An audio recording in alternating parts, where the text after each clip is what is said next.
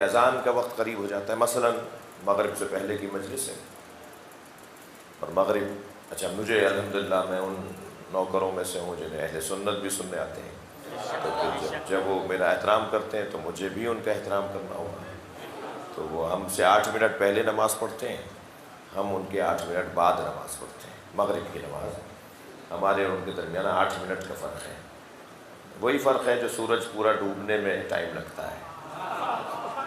سورج جب ڈوبنا شروع ہوتا ہے تو پورا ٹائم اسے پورے ڈوبنے میں 8 منٹ لگتے ہیں۔ ہمارے بھائی اس وقت میں نماز پڑھ لیتے ہیں جب وہ ڈوبنا شروع ہوتا ہے، ہم جب پڑھتے ہیں جب وہ پورا ڈوب جاتا ہے۔ یہی فرق روزے کا بھی ہے کہ ہم روزہ اس وقت کھولتے ہیں کہ جب سورج پورا ڈوب جاتا ہے، ہمارے بھائی اس وقت کھول لیتے ہیں جب سورج ڈوبنا شروع ہوتا ہے۔ تو غروب کے آغاز اور غروب کا اختتام، یہی فرق ہے سنی شیعہ کی نماز اور روزے کی عبادت میں، اور بہت معقول سی بات ہے۔ ایک صلوات پڑھیں ذرا محمد۔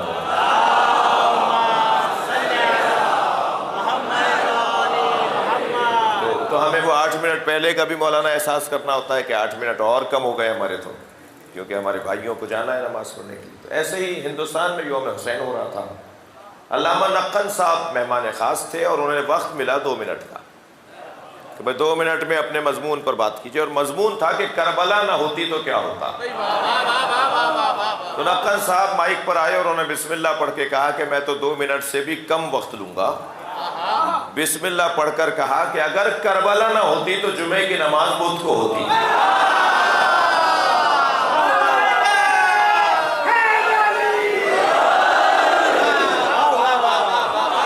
جی صلوات پڑھ لیں ذرا محمد و آل محمد۔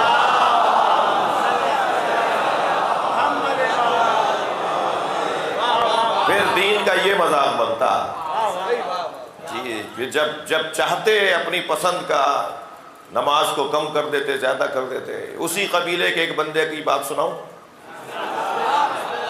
جی، فجر کی 4 رکعت پڑھانے کے بعد جب کسی نے کہا کہ آپ نے نماز فجر 4 رکعت پڑھا دی تو کہنے لگا کیا کم ہے اور پڑھا دوں؟ تو یہ حال ہوتا پھر اگر کربلا نہ ہوتی۔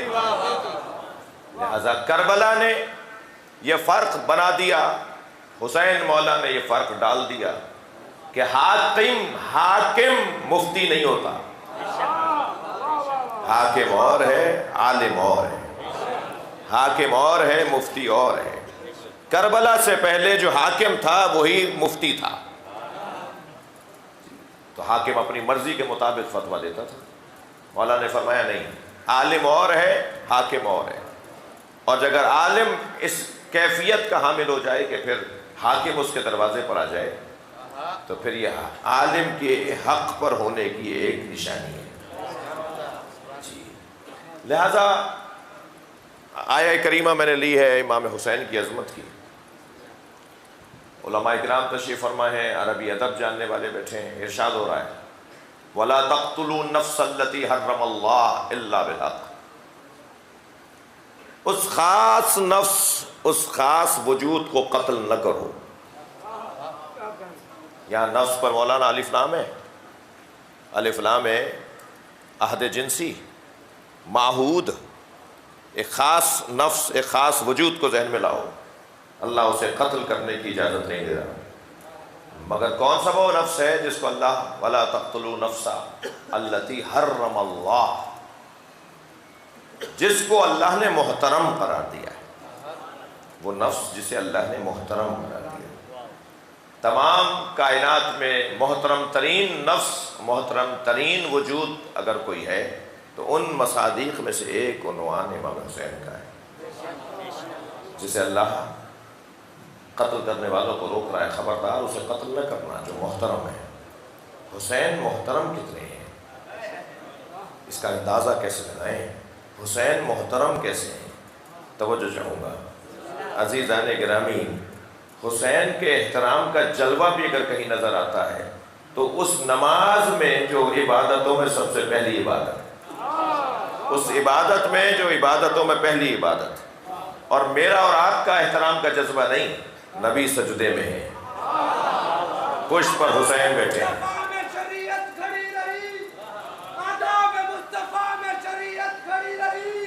دروازہ بطول پہ رسالت کھڑی رہی،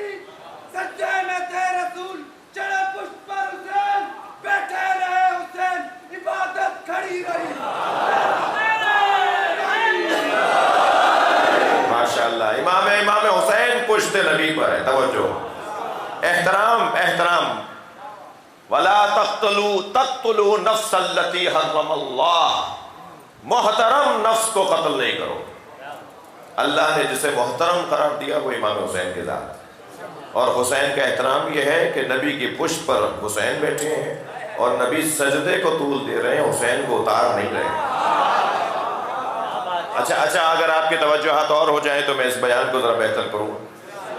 دیکھیے میرے یہ بچے بیٹھے ہوئے ہیں، میں ابھی ان سے پوچھوں تو یہ ابھی بتا دیں گے. انہیں فرفر یاد ہے کہ اصول دین کتنے ہیں؟ 5. فروع دین کتنے ہیں؟ پہلا دوہرا دیجئے، کوئی عیب نہیں ہے. نماز، روزہ،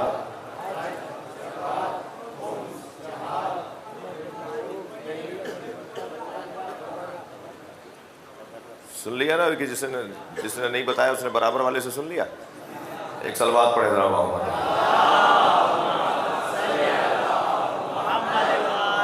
اس سے بہتر صلوات بھائی، صلوات تو نبی پر ہے.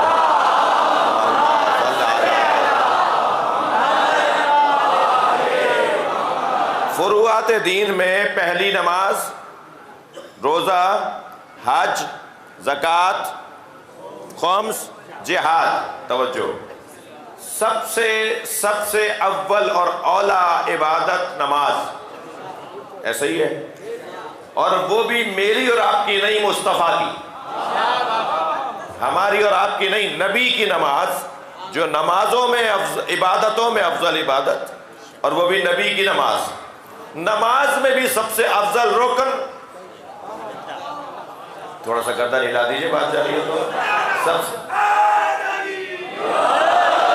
نماز میں بھی سب سے افضل رکن سجدہ. سجدہ بھی مصطفیٰ کا کہ جن کے پیچھے صحابہ نماز پڑھ رہے ہیں. نبی حالت سجدہ میں ہے، حسین پشت نبی پر بیٹھے ہیں. عزیزو، نبی نے ایک حسین جملہ ارشاد فرمایا، صلو کما رأیتمونی اصلی، نماز پڑھو جیسے مجھے پڑھتے ہوئے دیکھ رہے ہو. اچھا، یہ نہیں کہا نماز پڑھو جیسے میں پڑھ رہا ہوں، بلکہ فرمایا نماز پڑھو جیسے مجھے پڑھتے ہوئے دیکھ رہے ہو. یعنی نبی نماز بھی پڑھوانا چاہتے ہیں، اپنا دیدار بھی چاہتے ہیں. امت مجھے بھی دیکھے اور نماز بھی پڑھے. بلال حبشی کہتے ہیں کہ میں تو نبی کا دیدار کرنے جاتا تھا، نماز بھی ہو جاتی تھی. اور شاعر کا کیا حسین مصرع ہے، 2 مصرع سنا رہا ہوں. شاعر کہتا ہے، ادائے دید، آپ بہت سے لوگ، سبھی لوگ مجھے دیکھ رہے ہیں اور ہر ایک کی دید محبت بھری ہے. ٹھیک ہے، محبت بھری آنکھیں بتا دیتی ہیں کہ دیکھنے والا کس نیت سے دیکھ رہا ہے. چہرہ بتا دیتا ہے، اور ہمارا تو کام ہی روزانہ چہرے دیکھنا ہے. میں تو شاید آج بھی تیسری مجلس پڑھ رہا ہوں گا شاید، اور پھر مسلسل روزانہ چہرے دیکھ رہے ہوتے ہیں. چہرے بتا دیتے ہیں کہ یہ کس قبیلے کا ہے. مجھے معلوم ہو جاتا ہے آج اہل سنت کتنے تھے، دیوبندی کتنے تھے. میں چہرے دیکھ کے بتا دیتا ہوں. ان کے رونے کا انداز بتا دیتا ہے، ان کی صلوات پڑھنے کا طریقہ بتا دیتا ہے.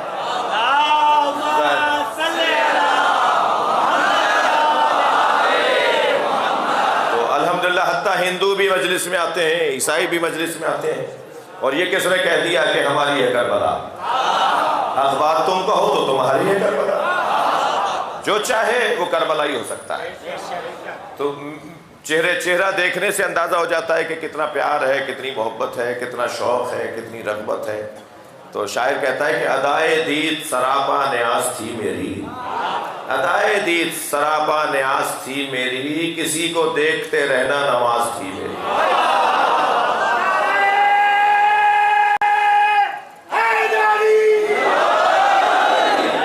ماشاءاللہ توجہات آپ کی بھرپور ہیں. میں ایک مفہوم کی طرف آپ کو لے جانا چاہ رہا ہوں. نبی نے فرمایا نماز پڑھو جیسے مجھے پڑھتے ہوئے دیکھ رہے ہو.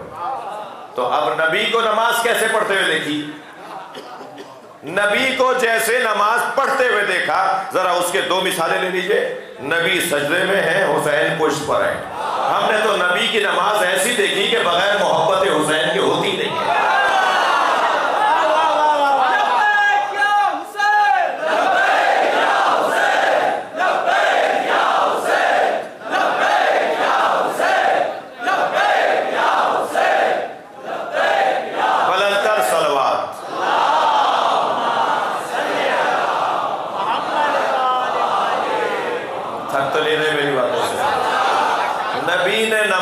ایسے پڑھی کہ سرکار سجدے میں ہیں اور امام حسین پشت نبی پر ہیں، اور ایک دفعہ نہیں ہوا جو کوئی کہہ دے کہ خبر واحد ہے، ایک دفعہ نہیں ہوا کہ کوئی کہہ دے کہ صاحب حادثہ تھا، واقعہ تھا، جی اتفاق تھا۔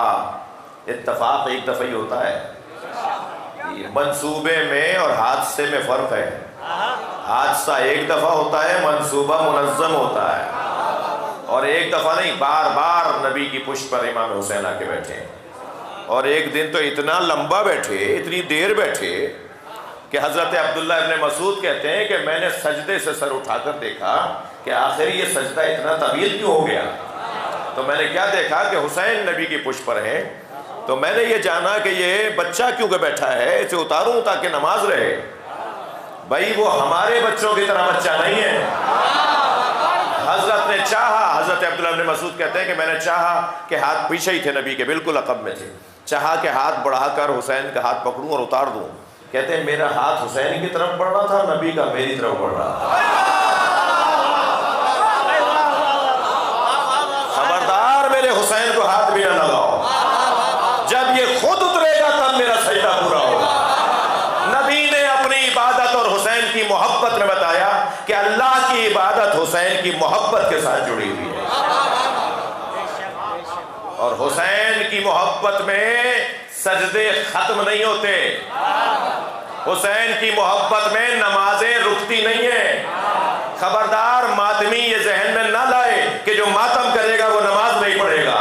نبی نے بتا دیا کہ حسین کی محبت میں سجدہ لمبا ہوتا ہے، ختم نہیں ہوتا۔ صلوات پڑھیں محمد وآلہ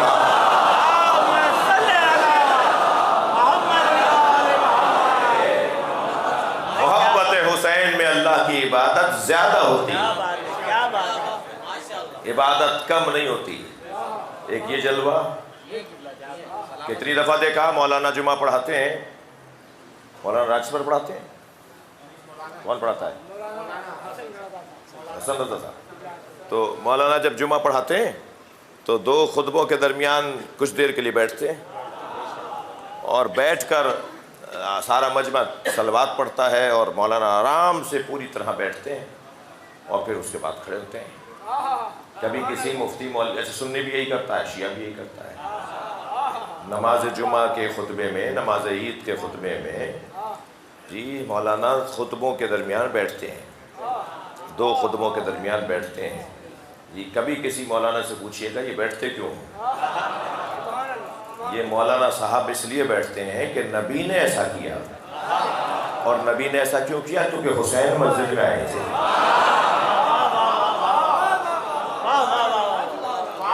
میرے مولا نبی نے خطبہ چھوڑ دیا جب امام حسین زمین پر گرے، پیر کرتے میں الجھا، امام زمین پر آ رہے تھے، نبی نے ممبر چھوڑ دیا، اور جیسے ہی امام حسین کی طرف بڑھے تو تمام صحابہ کرام نے دیکھا کہ نبی حسین کو اٹھانے کے لیے بڑھ رہے ہیں۔ تو روایت کہتی ہے کہ ایک صحابی نے گرنے سے پہلے اٹھا لیا، اور دوسرے صحابی کی گود میں دیا، اور دوسرے نے تیسرے کی گود میں دیا، اور تیسرے نے چوتھے کی گود میں دیا، یہاں تک کہ نبی کی آغوش میں آ گئے۔ جو صحابیوں کے ہاتھوں پہ چلے اور نبی کی آغوش میں پہنچے وہ حسین۔ اب ساری قیامت تک کے لیے نماز جمعہ کے اندر لازم ہو گیا کہ دو خطبوں کے درمیان رکو تاکہ تمہیں یاد تو آئے کہ حسین بھی ہے۔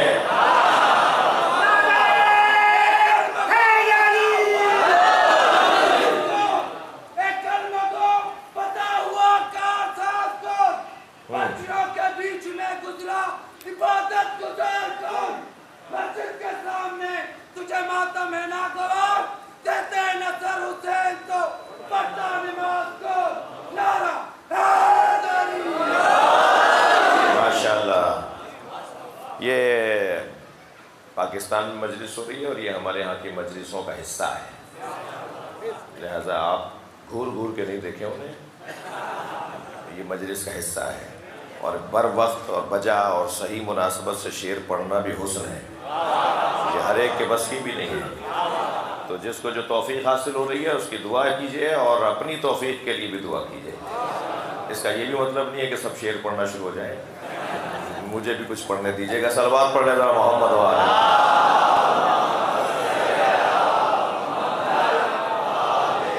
بات آگے بڑھے۔ سب سے پہلی بات تو یہ کہ اللہ نے امام حسین کے وجود کو محترم قرار دیا ہے۔ ویسے تو سب محترم ہیں، لیکن جسے اللہ محترم کہتے ہیں، جسے اللہ کہے کہ اس کا نفس محترم ہے اور نفس سے محترمہ کو قتل نہ کرو، اور وہ بھی امام حسین کا وجود، تو احترام امام حسین کا یہ لازم ہے۔ جی دل کر رہا ہے آپ کے لیے ایک حدیث ہدیہ کرنے کے لیے لایا ہوں کہ جب امام حسین چلے ہیں مکہ المکرمہ سے تو عجیب رنگ بنا ہے، اور رنگ یہ بنا کہ امام حسین علیہ السلام، اچھا روایت امام جعفر صادق کی ہے،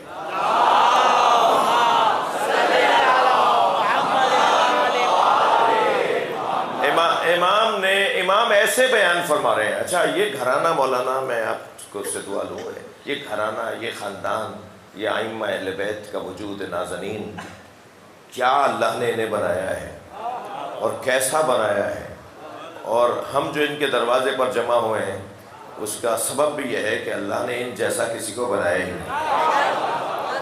جی امام اعظم ابو حنیفہ ہمارے برادران اہل سنت کے بزرگ علماء میں سے ہیں، اور ہمارے عالم بھی ہیں، یعنی عالم ہوتا ہے نا، یہ مسلکوں میں فرقوں میں علماء کو بھی بانٹ دیا گیا۔ تو امام اعظم ابو حنیفہ کی خدمت میں ایک شخص نے آ کر کہا کہ میں آپ کی کلاس میں بھی آتا ہوں، آپ کے درس میں بھی آتا ہوں، تو آپ جب نبی کا قول سناتے ہیں تو کہتے ہیں، راویوں کا نام لیتے ہیں کہ فلاں صحابی نے فلاں سے سنا، اور فلاں نے فلاں سے سنا، اور فلاں نے فلاں سے سنا، اور فلاں نے نبی سے سنا، تو آپ سارے راویوں کے نام لے کے کہتے ہیں ان فلان ان فلان ان فلان ان رسول اللہ۔ لیکن جب جعفر صادق کے کلاس میں جاتا ہوں، ان کے درس میں جاتا ہوں، تو وہ ڈائریکٹ کہتے ہیں قال رسول اللہ، وہ راویوں کے نام ہی نہیں لیتے۔ تو امام اعظم ابو حنیفہ ناراض ہوئے اور فرمایا خبردار جعفر صادق کے بارے میں کچھ بھی نہ سوچنا، منفی نہ سوچنا، تم تو کہہ رہے ہو نا کہ وہ ڈائریکٹ کہتے ہیں کہ قال رسول اللہ نے فرمایا، ان کو حق ہے کہ وہ ڈائریکٹ کہیں کہ اللہ نے یہ فرمایا۔ یہ کوئی معمولی وجود ہے؟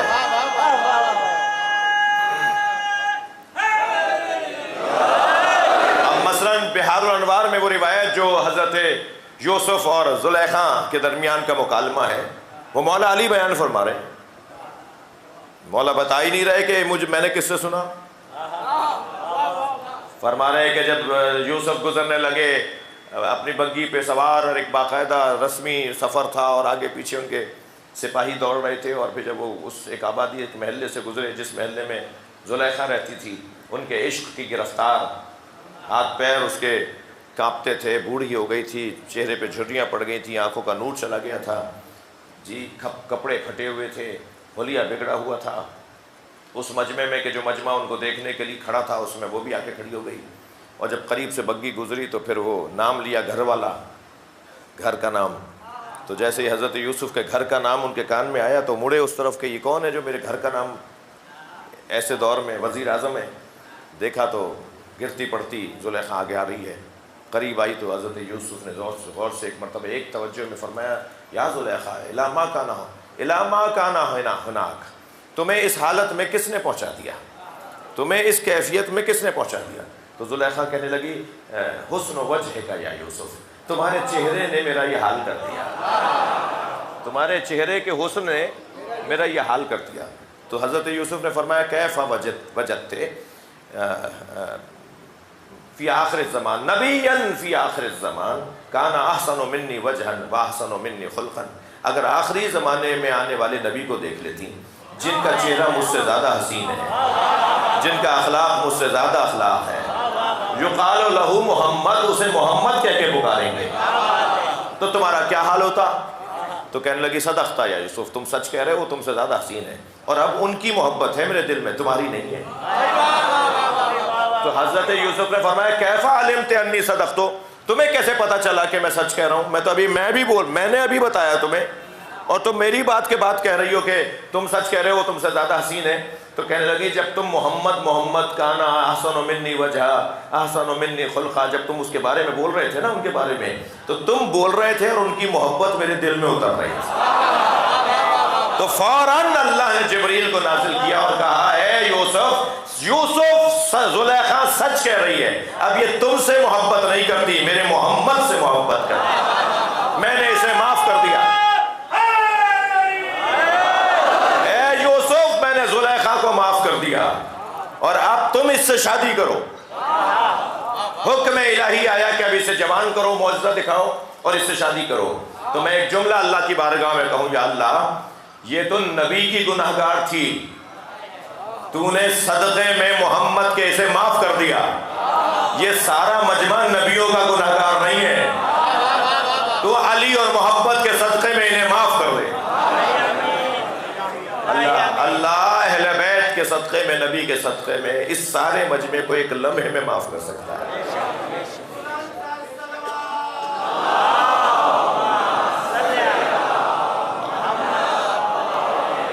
بھائی معافیاں چاہیے، صلوات بلند پڑھیے.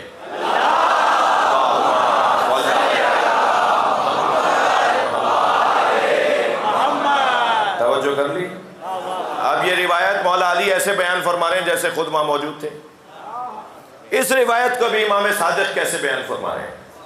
راوی روایت امام صادق سے ان الصادق، اور روایت کرنے والے بھی شیخ مفید ہیں. ہمارے علماء کرام میں شیخ صدوق اور شیخ مفید اگر کسی حدیث کو نقل کر دیں تو اس کے سند کے لیے یہی کافی ہے کہ شیخ مفید نے نقل کر دیا. اس کے مضبوط ہونے کی ایک دلیل یہ بھی ہے.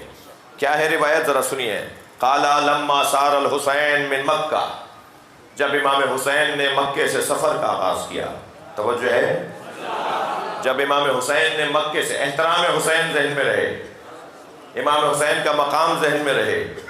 لما سار الحسین من مکہ، جب امام حسین نے مکے سے سفر کا آغاز کیا. لقی ہے افواج من الملائکۃ المصومین، امام حسین سے ملائکہ کے افواج، فوج نہیں، افواج نے آ کر سلامی دی. ہماری کتنے افواج ہیں؟ بولیے. 3، بحریہ، بریہ، جی فضائیہ. جی بری فوج ہے، زمین پر جو کام کرتی ہے، سمندر میں جو کرتی ہے بحریہ، اور جو فضا کے اندر وطن کا دفاع کرے گی، جی فضائیہ. ان تینوں کو ہم کہتے ہیں نا پاک افواج، پاکستان کے افواج.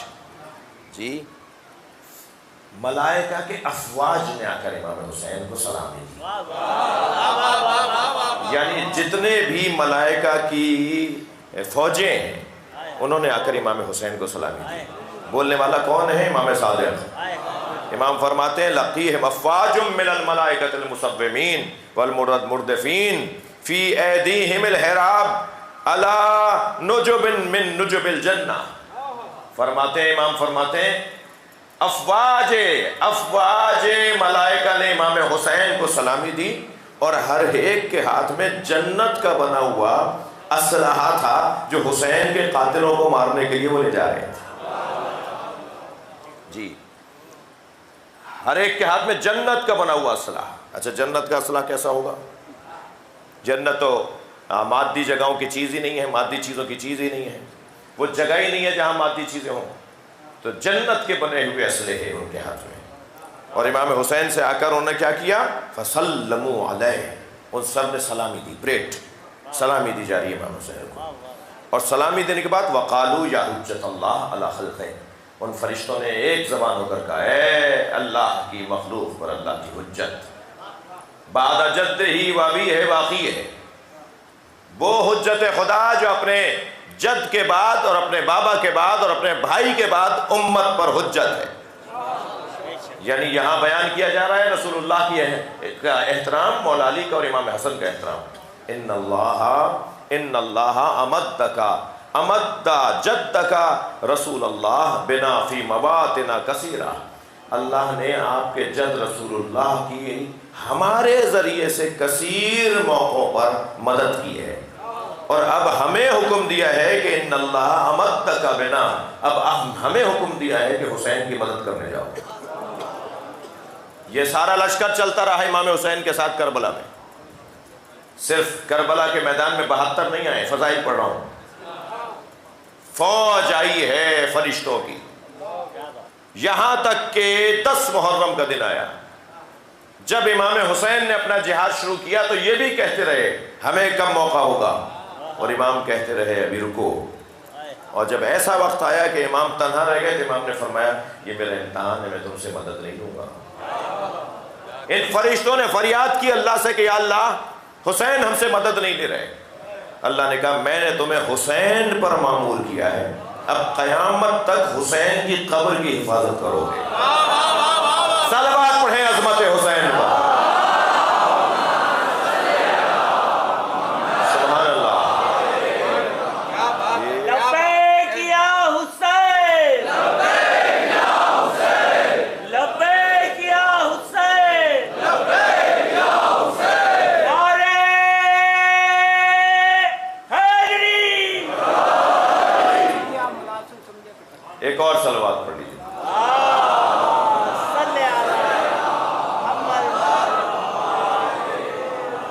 توجہ کر لیا آپ نے؟ اللہ ارشاد فرما رہا ہے خبردار اس محترم نفس کو قتل نہ کرو، اس محترم کو قتل نہ کرو۔ محترم،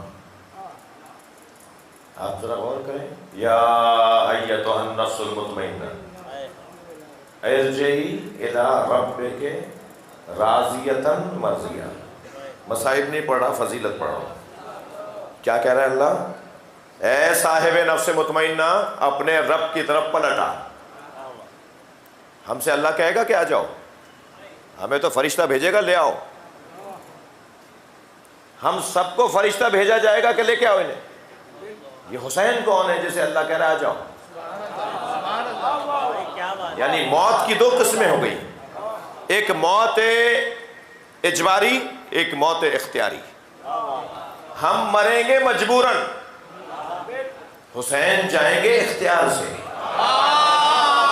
بھائی تھوڑی گردن ہلا دیجیے اگر بات جا رہی ہے، یہ آیت بول رہی ہے، آپ کہیں جائیے نہیں، آیت پر ہی غور کرتے رہیے۔ امام حسین کی جو رخصتی ہے اس دنیا سے، امام کی جو شہادت اور امام کا جانا ہے اس دنیا سے، وہ اختیاری ہے، جب حسین چاہیں گے جائیں گے۔ عرفاء کے ہاں یہ بحث ہے، میں کوئی نئی بات نہیں کر رہا، کسی کے لیے نئی بات ہو تو میری بات کے بعد ذرا تحقیق کرے۔ اہل سنت کے ہاں، صوفیوں کے ہاں بحث ہے، صوفیاء کرام میں سنگین بحث ہے۔ یہ جو ہم لائف مجلس سے رکواتے ہیں نا، اس کا ایک سبب یہ بھی ہے کہ وہ جو ٹھنڈے کمرے میں بیٹھ کے ماشاءاللہ مجلس سننا چاہ رہا ہے، ٹھیک ہے، وہ اس کی خاطر ہم بہت ساری باتیں نہیں کر پاتے، کیونکہ ہمیں خوف ہوتا ہے کہ یہ فلاں بات کسی نااہل تک نہ پہنچ جائے، اور جو آئے بیٹھے ہوتے ہیں وہ محروم ہو رہے ہوتے ہیں۔ تو میں تو نیاز، شاید ابھی بھائیوں نے کوئی نیاز کا انتظام کیا ہے، تو یہ جو نیاز ہے یہ بھی نیاز ہے، تبرک ہے، اس کا ایک دانہ محترم ہے، لیکن حاضری کی نیاز تو یہ ہے نا جو ابھی اس وقت دی جا رہی ہے۔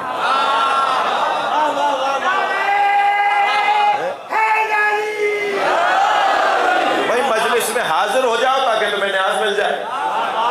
تو بعض لوگوں کی وجہ سے، ان کیمروں کی وجہ سے، تو ان سے ہم کہتے ہیں نہیں ریکارڈ کر لو مگر لائیو نہیں چلاؤ، کیونکہ اگر کوئی سنگین بات ہم کر گئے تو ہم آپ سے کہہ دیں کہ یہاں سے یہاں تک کاٹ دو، کیونکہ یہ نااہل تک نہیں پہنچنی چاہیے، قابل لوگوں تک پہنچنی چاہیے، جن کا پہلے ہی حسین کی طرف دل مڑا ہوا ہے ان تک پہنچنی چاہیے۔ تو وہ جو ٹول لگا رہے ہیں بیٹھے ہوئے، تحقیق کر رہے ہیں کہ یہ آج کہاں پڑ رہا ہے، یہ روزانہ کبھی خانے وال جاتا ہے، کبھی بھاولپور جاتا ہے، آج بھی کہیں حیدرآباد میں ہوگا، تو میں انہیں آپ کے توسط سے جواب دے دوں کہ میں تو آسمانوں میں جانا چاہتا ہوں، تو میں زمین میں گاڑ کے جاؤں گا۔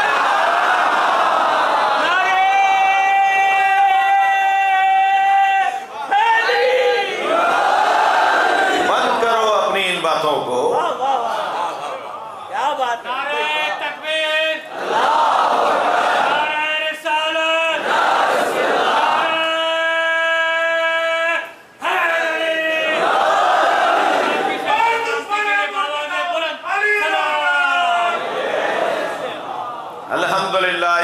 پاکستان میں کیا بات ہے، کیا بات ہے۔ آپ کی جانب سے سیلاب زدگان کے لیے جو ہمدردی کا اظہار ہے وہ کسی سے کم نہیں ہے۔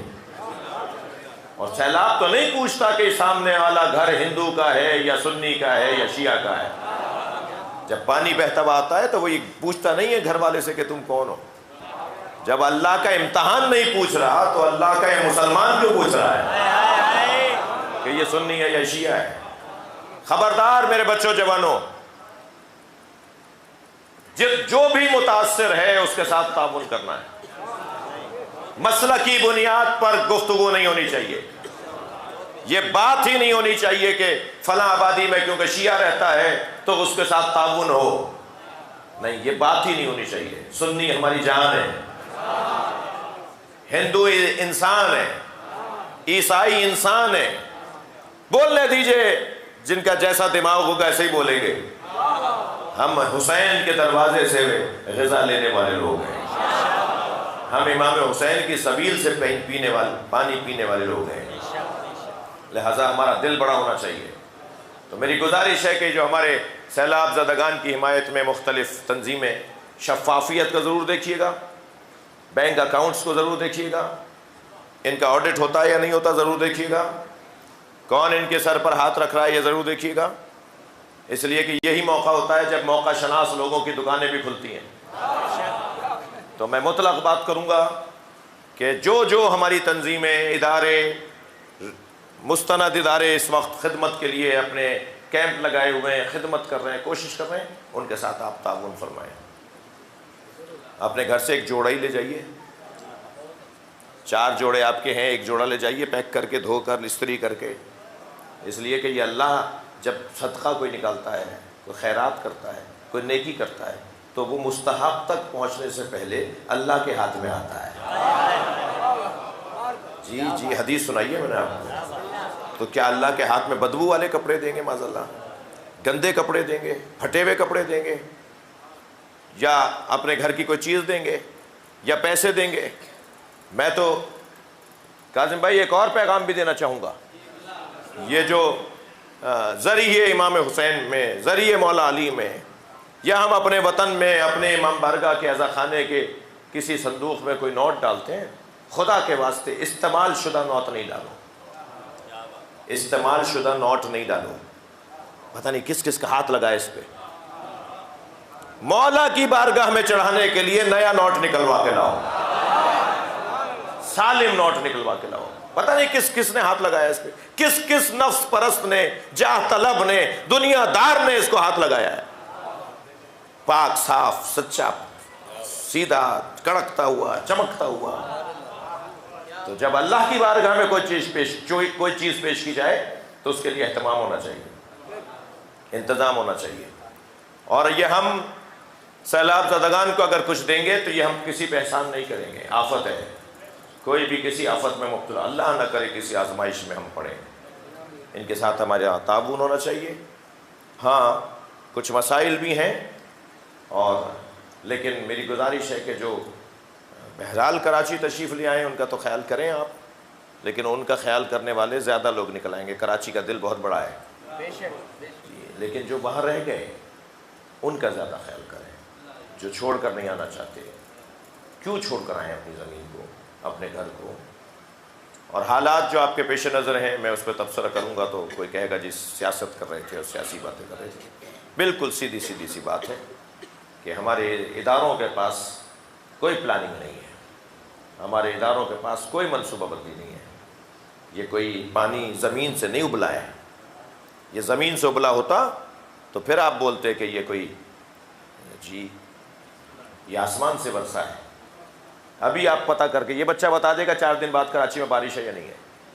آپ کو پتہ نہیں تھا کہ بارش ہونے والی ہے، آپ کو معلوم نہیں تھا کہ یہ موسم بننے والا ہے، تو کم سے کم کھاٹیاں تو کروا دیتے، میں سندھی میں بول رہا ہوں، کم سے کم وہ ان نالوں میں کھاٹیاں تو کروا دیتے، اس کو صفائی تو کروا دیتے، وہ تک نہیں کروائی آپ نے۔ وہ نالے پہلے ہی بھرے ہوئے ہیں، گندی کوڑے سے بھرے ہوئے ہیں، یہ شہر کا پانی کہاں نکل کے جائے؟ پہلی مرتبہ ہوا ہے، 100 سال کی جن کی عمر ہے نا، وہ کہہ رہے ہیں کہ ہمیں یاد نہیں ہے کہ ایسے شہر ڈوبے ہوں جیسا اس دفعہ شہر ڈوبے ہیں۔ گھر گروا دیا آپ نے، بے گھر کر دیا لوگوں کو، بے توجہی کی وجہ سے۔ میں مجموعی طور پہ بات کر رہا ہوں، لیکن بہرحال اس گفتگو سے ہٹ کر جو گفتگو ہے وہ یہ ہے کہ ہمیں سب کو ان کا ساتھ دینا چاہیے۔ آپ کے عزیز و اقارب میں بھی لوگ ہوں گے جو متاثر ہیں، انہیں امداد فراہم کیجیے، ان کا ہاتھ پکڑیے اس وقت میں۔ اور ابھی تو بہت بڑا ڈیزاسٹر سامنے ہے، کیسے؟ جب یہ پانی اترے گا، فصلیں تباہ، فصلیں ختم، کاروبار برباد، جانور مارے گئے، وہ ایک علیحدہ بات، گھر نہیں رہا وہ اور بات، کاروبار نہیں رہا وہ اور بات۔ لہٰذا آپ آپس میں طے کریں کہ آپ کی آبادی میں جو بیوائیں ہیں، جو چھوٹی چھوٹی بچوں کے ساتھ آپ کے فلاں علاقے کے اندر ایک بیوہ خاتون رہ رہی تھی، وہ نہیں کر پائے گی، وہ گھر نہیں بنا پائے گی۔ جن گھروں میں مرد ہیں وہ پھر بھی کچھ نہ کچھ ہاتھ پیر مار کے گھر بنا لیں گے، لیکن جو محتاج لوگ ہیں، بیمار لوگ ہیں، فالج زدہ لوگ ہیں، تلاش کیجئے اپنے علاقے میں، اور برکت دینا اللہ کا کام ہے۔ میرا اور آپ کا کام ہمت کرنا ہے۔ مولا حسین کے صدقے میں ان کی مشکلات مسائل آسان ہوں، اس دعا کی قبولیت کے لیے مکمل خلوص سچائی بلند آواز سے صلوات پڑھیں۔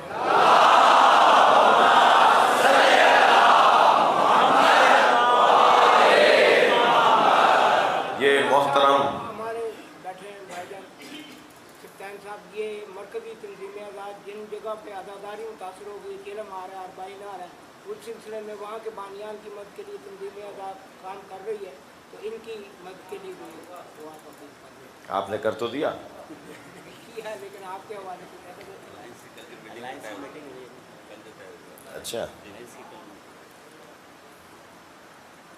ایک صلوات پڑھیں ذرا مولانا۔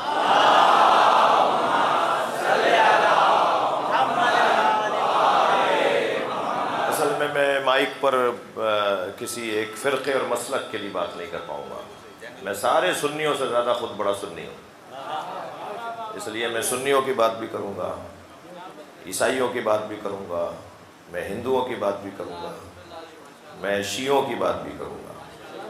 تو اس لیے جو جہاں سمجھتا ہے ضروری کام کرنے کے ہیں، جی یقیناً مسجد اور امام بارگاہ اور مدرسے بھی متاثر ہیں، اور بہت سارے زاویوں سے دیکھا جائے گا۔ تو بہرحال اس وقت مسلکی بنیادوں پر نہیں بلکہ انسانی بنیادوں پر حمایت کی ضرورت ہے۔ میں آپ سب سے، ہمارے جعفری الائنس کے دوستوں نے بھی اس خدمت کا ارادہ کیا ہے، آپ سب سے اپیل کروں گا کہ ان پریشان حال لوگوں کا خیال کریں، اپنا ایک حصہ ڈالیں، کچھ نہ کچھ ضرور ڈالیں۔ چھوٹے چھوٹے بچوں سے کہہ رہا ہوں، تو میں پیسے ملتے ہیں جیب خرچ کے، ابا کو کہو کہ ابا مجھے کیمپ کے لیے چلیں، میں وہاں جو ایک صندوق رکھا ہے، وہ ایک ڈبہ رکھا ہے، اس میں اپنے حسین مولا کے چاہنے والوں سے بات کر رہا ہوں، جس نے دوسروں کی خاطر اپنا سب کچھ دے دیا۔ کربلا زمین ہے قربانیوں کی، اور یہ امام بارگاہ کربلا کی یاد میں بنایا گیا ہے۔ سن 61 ہجری عاشور کے دن عصر کے وقت خیمے جلائے گئے، ان خیموں کی یاد میں پوری دنیا میں اب یہ پکی عمارتیں بنی ہوئی ہیں۔ یہ امام بارگاہ حسین مولا کا خیمہ ہے۔ دشمن تو بے وقوف تھا کہ اس نے کپڑے کے خیمے جلائے، اور آج چاہنے والوں نے پوری دنیا میں RCC کے پکے خیمے بنائے ہیں۔ ہم اس وقت امام حسین کے خیمے میں بیٹھے ہیں، اور امام حسین سے عہد کرنے آتے ہیں، جب مجلس میں آتے ہیں، مولا چراغ بجھا بھی دیا جائے تب بھی ہم اب آپ کو چھوڑ کر نہیں جائیں گے۔ اجرکم اللہ، اجرکم اللہ۔ آوازیں بلند ہو رہی ہیں، آپ کو کوئی غم نہ دے، سوائے ہم اہل بیت کے ہمیں رونے رلانے والوں میں قرار دے۔ جب مولا نے چراغ بند بجھایا اور چراغ روشن کیا تو کیا دیکھا کہ حبیب ابن مظاہر تلوار نکال کر کھڑے ہیں اور کہ مولا اگر آپ حکم دیں تو ہم اپنی گردنیں خود کاٹ لیں، مگر یہ نہ کہیں کہ ہم آپ کو چھوڑ کے چلے جائیں۔ فرمایا 70 مرتبہ مارے گئے اور پھر زندہ ہوئے، پھر بھی ہم آپ کو چھوڑ کر نہیں جائیں گے۔ اجرکم اللہ۔ جب یہ گفتگو ہو رہی تھی نا کہ کون کون، پھر امام نے بتایا کہ شہید کون کون ہوگا. جب امام نے یہ گفتگو مکمل کی تو حضرت قاسم، خیمہ بڑا خیمہ تھا جس میں اصحاب سے اور تمام اپنے اہل خاندان کے بچوں سے بات کر رہے تھے، تو حضرت قاسم خیمے کے عقب میں کونے میں کھڑے سن رہے تھے، کم سن تھے، دور کھڑے سن رہے تھے. جب سب سے گفتگو ہو گئی تو قریب آ کے کھڑے ہوئے، کہنے لگے چچا جان، اے چچا میرا نام بھی شہیدوں میں ہے.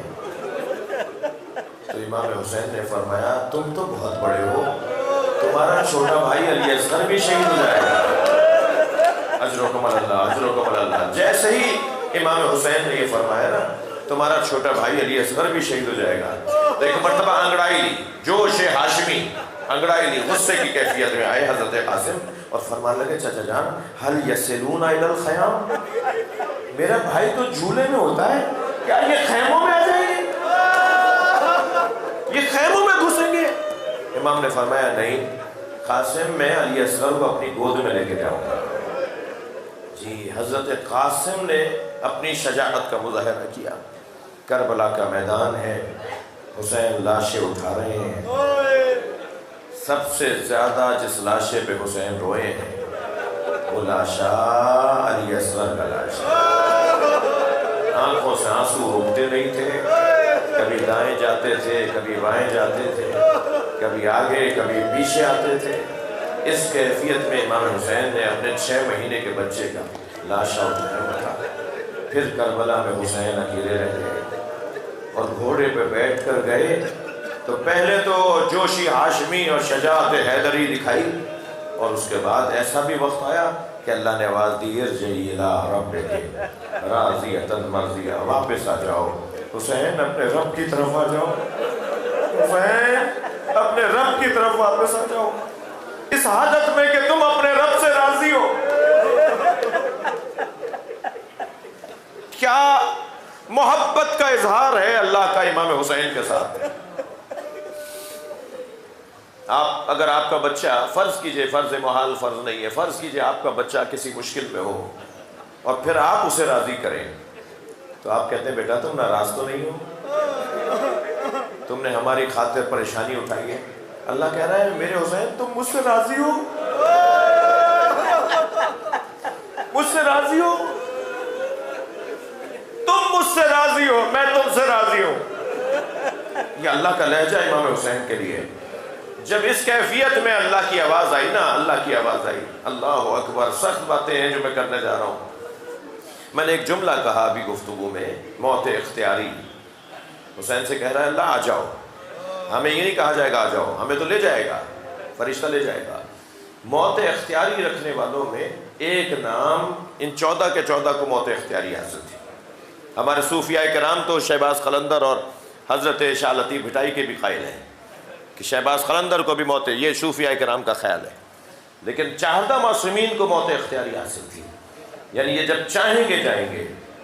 جب ملک الموت جناب زہرا کی روح قبض کرنے آیا نا، اجرکم اللہ، اجرکم اللہ،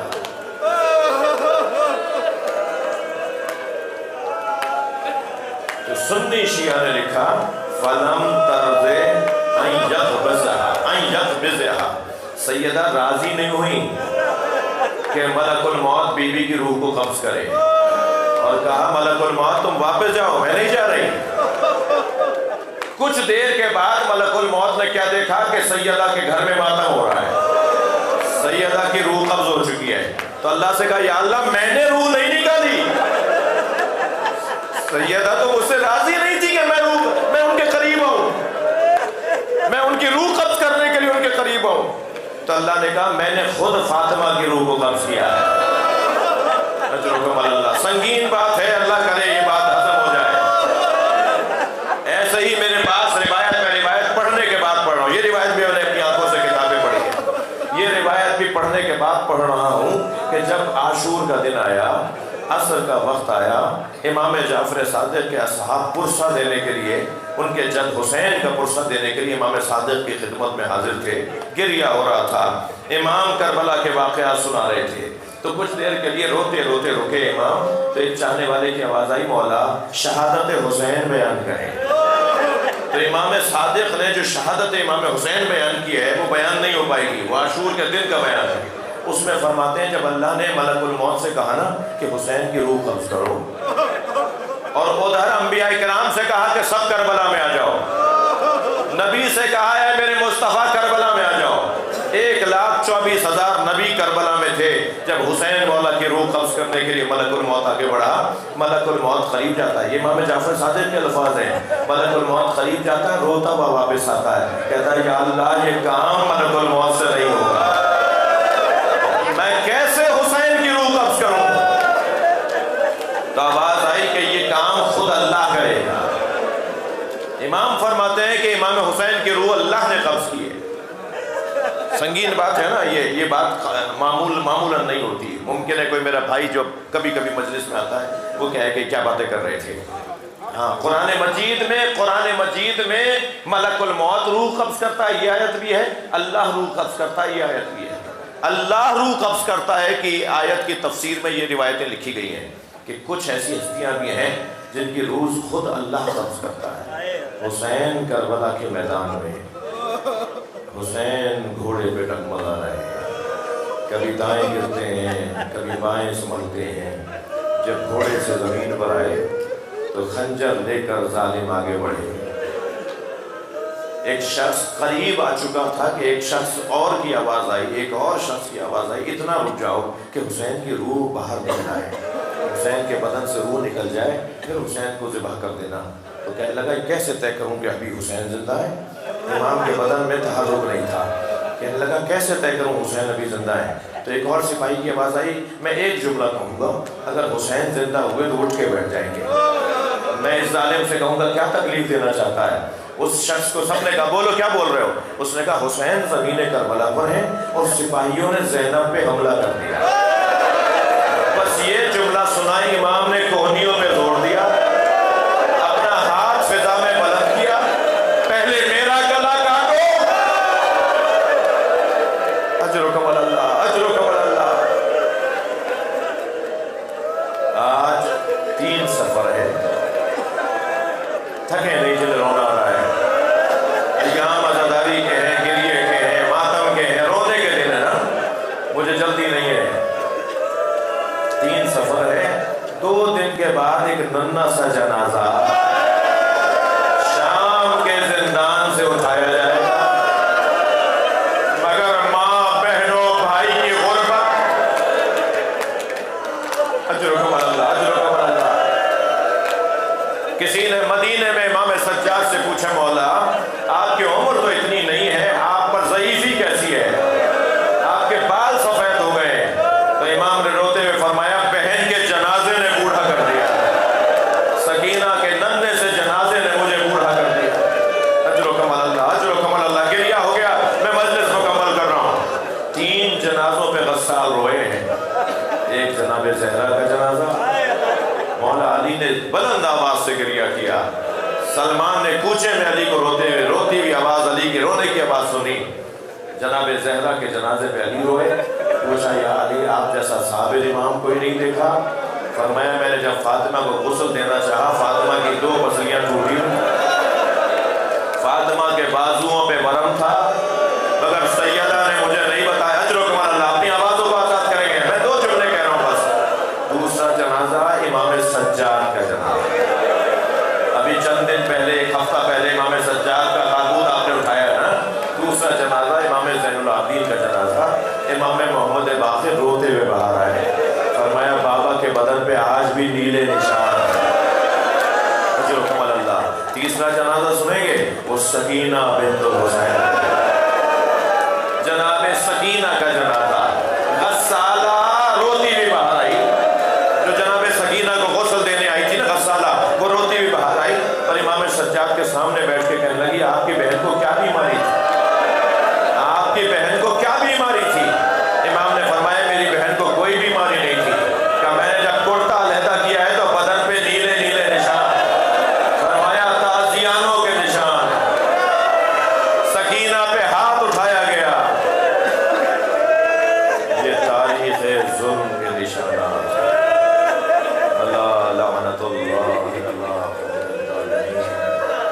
فَسَيَعْلَمُ الَّذِينَ ظَلَمُوا أَيَّ مُنْقَلَبٍ يَنقَلِبُونَ۔ یا اللہ ان آوازوں پہ رحمت نازل فرما، رونے والوں کی توفیقات میں اضافہ فرما، ہم سب کی عاقبت بخیر فرما، امام زمانہ کے ظہور میں تعجیل فرما، مرحوم و مغفور کے درجات کی بلندی کے لیے، حاضرین کے مرحومین کی مغفرت کے لیے، رحم اللہ من قرأ الفاتحہ۔